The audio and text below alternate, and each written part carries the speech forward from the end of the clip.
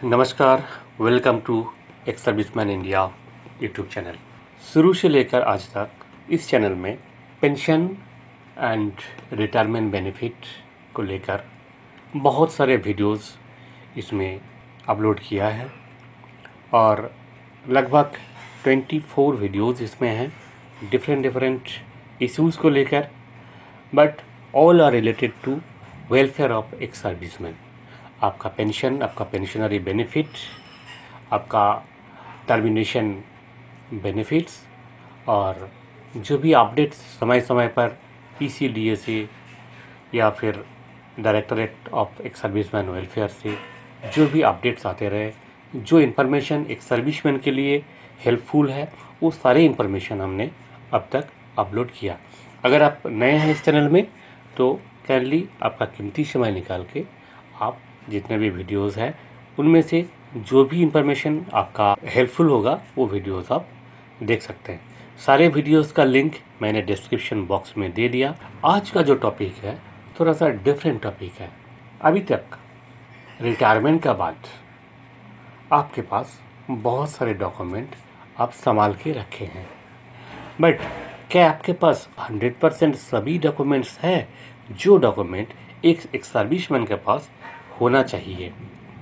यानी कि वो सारे डॉक्यूमेंट्स, जिन डॉक्यूमेंट्स को आपके पास होने पर आपको किसी भी जगह पे जब आपको डॉक्यूमेंट सबमिट करने का बारी आता है तो आपको कहीं कुछ असुविधाओं का सामना नहीं करना पड़ेगा। तो एक एक करके हम डिस्कस करेंगे वो सारे इम्पोर्टेंट डॉक्यूमेंट्स के बारे में, और उस डॉक्यूमेंट्स को आप अगर पहले ही अवेल कर लिया, आपके पास ऑलरेडी है, तो उन डॉक्यूमेंट्स में क्या चीज़ चेक करना है उसके बारे में डिस्कस करेंगे। अगर आपके पास वो डॉक्यूमेंट नहीं है तो आप कैसे बनाएंगे वो भी, उसका भी इंफॉर्मेशन प्रोवाइड करेंगे। तो फ्रेंड्स, मेन वीडियोज़ में जाने से पहले आप सबसे निवेदन है, अगर आप इस चैनल में पहली बार हैं तो काइंडली इस चैनल को सब्सक्राइब करें। अगर आप ऑलरेडी सब्सक्राइब कर चुके हैं तो काइंडली इस वीडियोस को लाइक करें, शेयर करें, ताकि इन्फॉर्मेशन ज़्यादा से ज़्यादा लोगों तक पहुंच पाए। आज का जो टॉपिक है इम्पॉर्टेंट डॉक्यूमेंट्स फॉर एक सर्विसमैन, जिसमें से सबसे इम्पॉर्टेंट जो डॉक्यूमेंट होता है एक सर्विसमैन के लिए वो है हमारा PPO, यानी कि पेंशन पेमेंट ऑर्डर्स।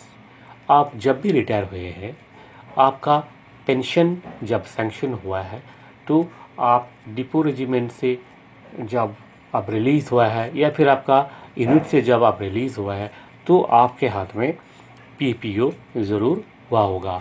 अगर किसी वजह से आपको PPO नहीं मिला होगा तो आपका रिकॉर्ड ऑफिस से आपके पास PPO का एक कॉपी बाय पोस्ट आ गया होगा। अगर आपके पास किसी वजह से PPO नहीं आया तो आप अपना PPO पाने के लिए अपना कंसर्न रिकॉर्ड ऑफिस का एनियर ग्रुप, यानी कि non effective group OIC records inert group को आप अपना अपील कर सकते हैं, ताकि आपको आपका PPO मिल जाएगा। और अगर आप पहले पेंशन आ चुके हैं, आपके पास आपका ओल्ड PPO है, आपको अभी तक नया PPO नहीं मिला, यानी कि 7 CPC का रिवीजन के बाद जो PPO इशू होना चाहिए वो PPO अभी तक आपको नहीं मिला, तो आपका इन्फॉर्मेशन के लिए मैं बता देता हूँ, आपको अभी हार्ड कॉपी और PPO नहीं मिलेगा, आपको मिलेगा soft copy. Air force, navy and army सभी आर्म फोर्सेस का अलग अलग जगह से आपको PPO डाउनलोड करने का लिंक मिलेगा। इसका एक वीडियो मेरा इस चैनल में है, आप काइंडली उस वीडियोस को देखें ताकि आपको ये पता लगेगा आप कैसे PPO डाउनलोड करेंगे, कहाँ से डाउनलोड करेंगे और कब डाउनलोड करेंगे। ये सारी इन्फॉर्मेशन आपको मिल जाएगा। PPO डाउनलोड करने का जो वीडियो है उसका लिंक मैं डिस्क्रिप्शन बॉक्स में दे दिया हूँ। काइंडली आप डिस्क्रिप्शन बॉक्स को चेक करें और कंसर्न लिंक को क्लिक करें तो आपको वीडियो मिल जाएगा। तो अब देखते हैं PPO में कौन सा इम्पॉर्टेंट चीज़ें जो है आपको चेक करने का ज़रूरत है। आपका PPO से आपको पेंशन तो मिल ही रहा होगा, आपका बैंक अकाउंट जब सही है तभी आपको पेंशन मिल रहा है। पर एक इन्फॉर्मेशन है जो आपने पहले कभी चेक नहीं किया हो सकता है। अगर चेक कर लिया तो बहुत अच्छी बात है, नहीं किया तो आज ही चेक करें कि पीपीओ में जो आपका next of kin family pension के लिए आपका वाइफ का या फिर आपका नेक्स्ट ऑफ किन किसी का भी जिनका भी नाम दिया होगा, उनका जो नाम है वो नाम सही है, उनका डेट ऑफ बर्थ सही है। ये चीज़ चेक करना बहुत ज़रूरी है। ये इसलिए चेक किया जाता है कि भगवान ना करे हमारे को कल कुछ हो जाए तो नेक्स्ट ऑफ किन जो फैमिली पेंशन मिलने वाला जिनको, उनको कभी ट्रैवल में उनको कभी असुविधा ना हो।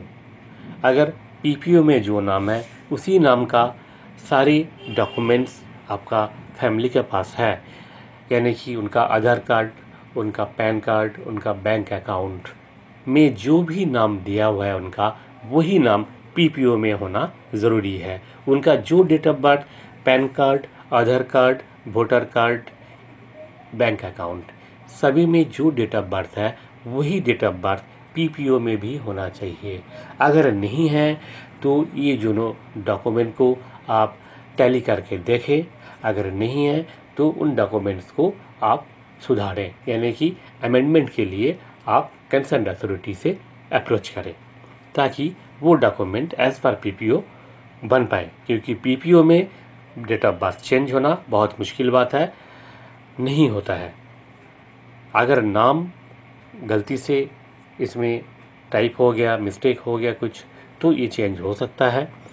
या फिर ऐसे है कि आधार कार्ड, पैन कार्ड या बैंक अकाउंट में एक नाम है और पीपीओ में एक नाम है, तो आप चेंज ऑफ नेम करके एक एफिडेविट करना और न्यूज़पेपर में ऐड देने के बाद आप चेंज ऑफ नेम का पार्ट 2 ऑर्डर, DO2 ऑर्डर करवा करके आप अपना NER ग्रुप में, रिकॉर्ड ऑफिस में आप भेज सकते हैं थ्रू योर जिला सैनिक बोर्ड, ताकि वो नेम चेंज हो जाएगा और दोनों नेम जो है सेम नेम रहेगा। बहुत इम्पॉर्टेंट इशू है कि पीपीओ में जो नाम आपका फैमिली का है वही नाम उनका हर एक डॉक्यूमेंट में होना चाहिए, ताकि उनको इन फ्यूचर अगर फैमिली पेंशन लेने का ज़रूरत पड़े तो उनको कोई तकलीफ ना हो।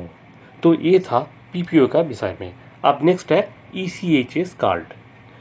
ECHS कार्ड जब आप रिटायर होते हैं तभी आपका एप्लीकेशन आपका यूनिट में ही लिया जाता है और आपको अपना ECHS कार्ड अपना स्टेशन हेडक्वार्टर का थ्रू मिल जाता है। अभी तो इतना फास्ट प्रोसेसिंग हो गया कि आपका डिपो रेजिमेंट में या यूनिट में ही आपका ECHS कार्ड आपको मिल जाता है। अगर नहीं मिला तो आप अपना स्टेशन हेडक्वार्टर में आके ECHS का जो स्टेशन सेल होता है, ECHS सेल होता है, वहाँ आके आप संपर्क करें और आप अपना कार्ड ले लें। जिनके पास पुराने कार्ड है उन सब के लिए ये इन्फॉर्मेशन है कि अभी आपके पास जो 16 KB या 32 KB का जो कार्ड है वो कार्ड अब 64 KB में आपको कन्वर्ट करना पड़ेगा। यानी कि आपको नए कार्ड के लिए एक ऑनलाइन ECHS कार्ड का एप्लीकेशन सबमिट करना पड़ेगा। अब कुछ डेडलाइन है जिसके बाद आपका जो ओल्ड कार्ड्स है 16 KB या 32 KB कार्ड है वो कार्ड आपका वैलिड नहीं होगा, यानी कि आप ECHS में अपना ट्रीटमेंट नहीं करा पाएंगे। आपके पास अगर 64 KB कार्ड नहीं है तो 2018 से पहले आप अगर पेंशन आए आप तो आपके पास हो सकता है कि 16 KB या 32 KB का कार्ड हो। तो आप जल्द से जल्द ऑनलाइन अप्लाई कीजिए और 64 KB ECHS कार्ड आप कलेक्ट कीजिए अपना स्टेशन सेल से। नेक्स्ट है आपका जो टर्मिनल बेनिफिट्स है, जो भी बेनिफिट आपको मिला है। देखिए, एक तो आपको पेंशन मिला है, आपको कम्यूटेशन मिला है, आपको ग्रेच्युइटी मिला है और आपको लिव एनकैशमेंट मिला है और इसी के साथ आपको एक AGI मैच्योरिटी का भी अमाउंट मिला है। इन अमाउंट के अलावा आपको एक सर्टिफिकेट मिला है जिसे कहते हैं AGI एक्सटेंडेड इंश्योरेंस सर्टिफिकेट। ये एक्सटेंडेड इंश्योरेंस क्या होता है? देखिए, जब आप सर्विस में थे उस समय आपका एक इंश्योरेंस था। जैसे आर्मी का है तो आर्मी ग्रुप इंश्योरेंस, एयरफोर्स है तो एयरफोर्स ग्रुप इंश्योरेंस था, नेवल का है तो नेवल ग्रुप इंश्योरेंस था। वो जो इंश्योरेंस है वो इंश्योरेंस आपका था आपका ड्यूरिंग सर्विस पीरियड। अब जब रिटायर हो चुके हैं तो रिटायरमेंट के दौरान भी आपका इंश्योरेंस कवर प्रोवाइड करते हैं। ये जो इंश्योरेंस कवर प्रोवाइड करते हैं इसे कहता है एक्सटेंडेड इंश्योरेंस। इसके लिए आपको एक सर्टिफिकेट मिला है, एक्सटेंडेड इंश्योरेंस सर्टिफिकेट। आपको डिपो रेजिमेंट में मिल गया होगा या फिर आपका यूनिट में मिल गया होगा या फिर बाद में आपका घर पर आया होगा। अगर वो सर्टिफिकेट आपके पास आ चुका है तो आप चेक करें, उसमें सारे पर्टिकुलर्स, आपका नेक्स्ट ऑफ किन का नाम, आपका जो बेनिफिशियरी है यानी कि आपका फैमिली का जो पर्टिकुलर्स है वो सारे पर्टिकुलर्स सही है या नहीं। अगर उसमें कोई डिस्प्यूट है तो आप कंसर्न्ड जो इंश्योरेंस अथॉरिटी यानी कि AGI, AFGI या फिर NGI जो भी है, नेवल एयरफोर्स एंड आर्मी का, उन अथॉरिटी के साथ आप करस्पॉन्डेंस करें और उस सर्टिफिकेट को आप सही करवाएं।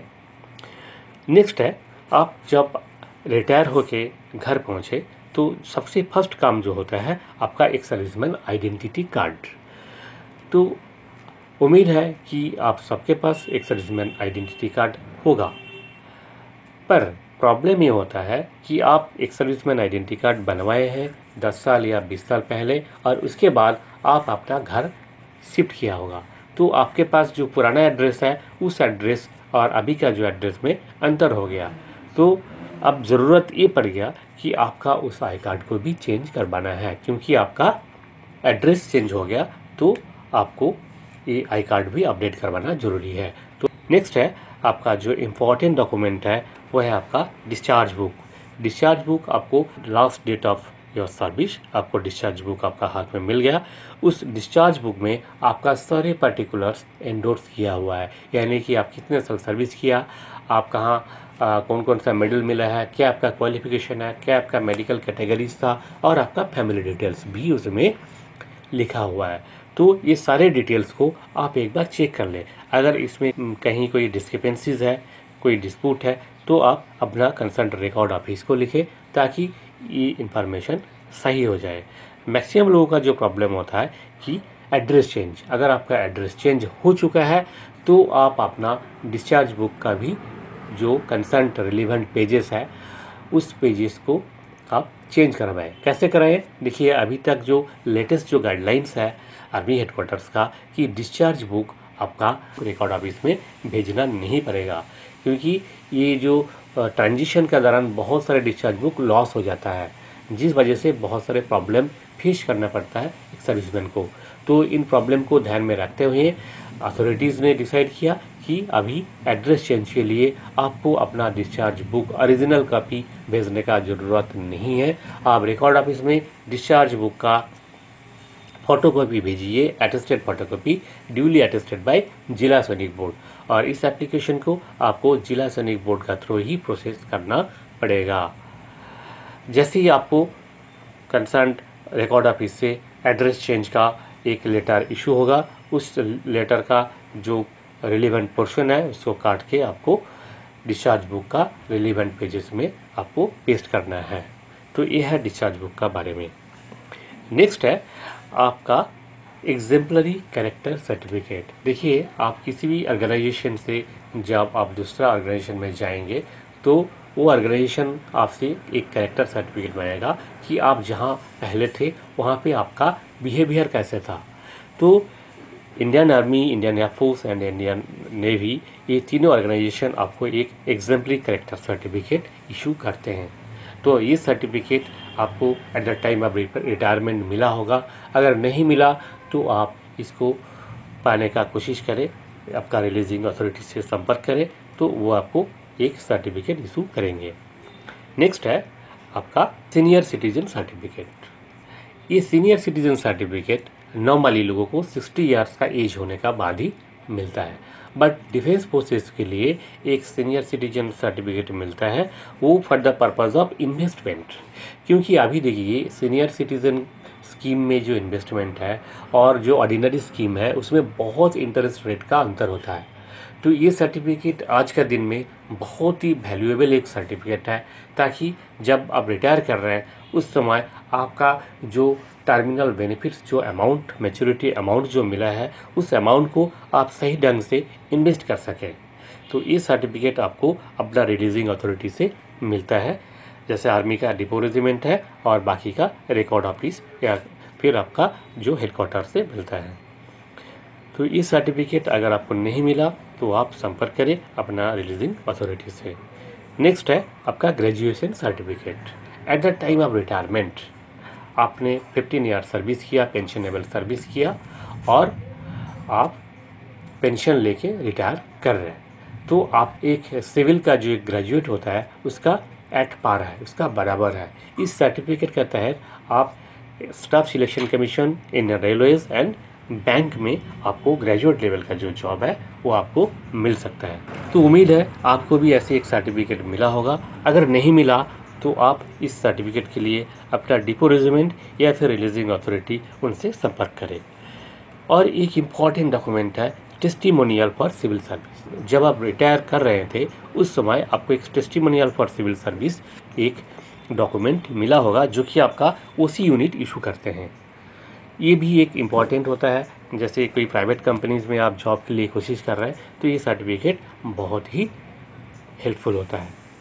नेक्स्ट है आपका पर्सनल डॉक्यूमेंट्स। देखिए अभी तक जितने भी डॉक्यूमेंट्स बताया वो सारे डॉक्यूमेंट्स था आपका रिलेटेड टू पेंशन और आपका डिफेंस अथॉरिटी से जो डॉक्यूमेंट इशू हुआ वो सारे डॉक्यूमेंट था।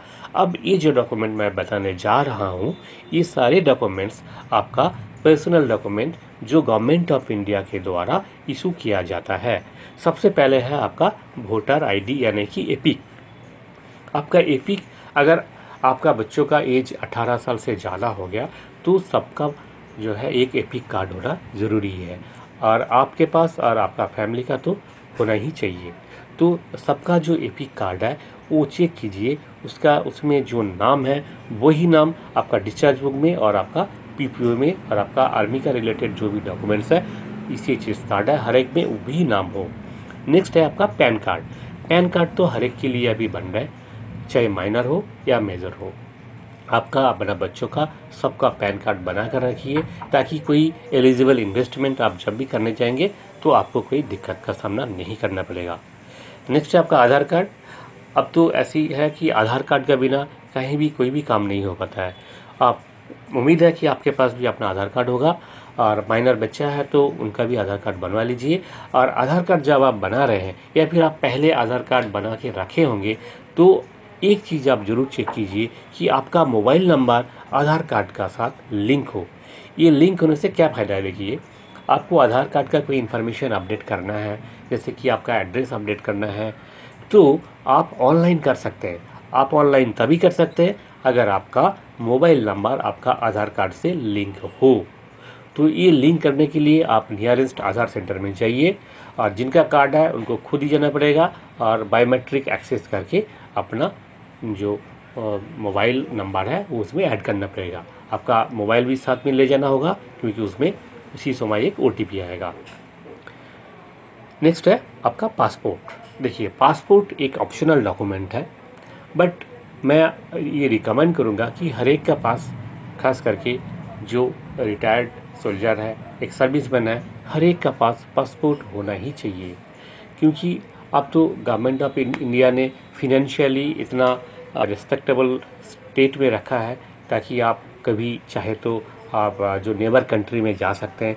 कभी कोई आपका मेडिकल इमरजेंसी आ गया तो आप दूसरा कंट्री में जाके अपना ट्रीटमेंट भी करा सकें। तो बच्चों का कभी अब्रॉड स्टडी करने के लिए बच्चों को जाना है, या फिर आपका बच्चा पढ़ रहा है तो आपको कभी जाने या आने का ज़रूरत पड़ गया, तो पासपोर्ट होना बहुत ही ज़रूरी है आपका और बच्चों का। जब आप अपना पासपोर्ट बनाएंगे तो आपका PVR करना नहीं पड़ेगा। सब्जेक्ट टू अगर आप कहीं गवर्नमेंट ऑर्गेनाइजेशन में एम्प्लॉयड है तो आपका PVR यानी कि पुलिस वेरिफिकेशन नहीं चाहिए। और बच्चों के लिए अगर 18 ईयर से नीचे है तो कोई PVR नहीं होगा। अगर बच्चा आपका 18 ईयर से ज़्यादा है तो उनका PVR होगा। नेक्स्ट है आपका एजुकेशनल सर्टिफिकेट। अगर आप कहीं एम्प्लॉयड हो चुके हैं तो अच्छी बात है, अगर आप नहीं एम्प्लॉयड है तो educational certificate still is very valuable document for you, क्योंकि आप कहीं भी आप इंटरव्यू के लिए जाएंगे, कहीं भी अप्लाई करेंगे तो आपका एजुकेशनल सर्टिफिकेट आपको देना पड़ता है।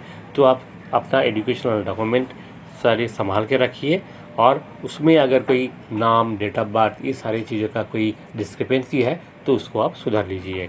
इसके अलावा भी आपके पास बहुत सारे पर्सनल डॉक्यूमेंट्स होगा, बट आज का इस वीडियो में मैं आपसे यही रिक्वेस्ट करूँगा कि आप ये इंश्योर करें कि सारे डॉक्यूमेंट्स में आपका नाम, आपका पर्टिकुलर्स, आपका फैमिली पर्टिकुलर्स सब में एक जैसे ही हो, एक ही हो, सिमिलर हो। किसी में कुछ है, किसी में और कुछ है, ऐसे डिसिमिलरिटीज़ ना रहें इसमें, ताकि आप कहीं कोई अगर डॉक्यूमेंट सबमिट करें तो आपको उस समय कोई प्रॉब्लम में ना पड़ना पड़े। तो इसलिए आपके पास जब समय है तो आप इसको, इन सारे डॉक्यूमेंट्स को एक बार चेक करके रखें, और अगर कोई डिस्क्रिपेंसीज है तो उसको दूर करने के लिए कंसर्न अथॉरिटी से आप अप्रोच करें। तो आज का वीडियो में इतना ही था। उम्मीद है ये वीडियो आपके लिए हेल्पफुल होगा। सबसे मेरा रिक्वेस्ट है कि इस चैनल को आप सब्सक्राइब करें, लाइक करें, शेयर करें। जय हिंद, जय भारत।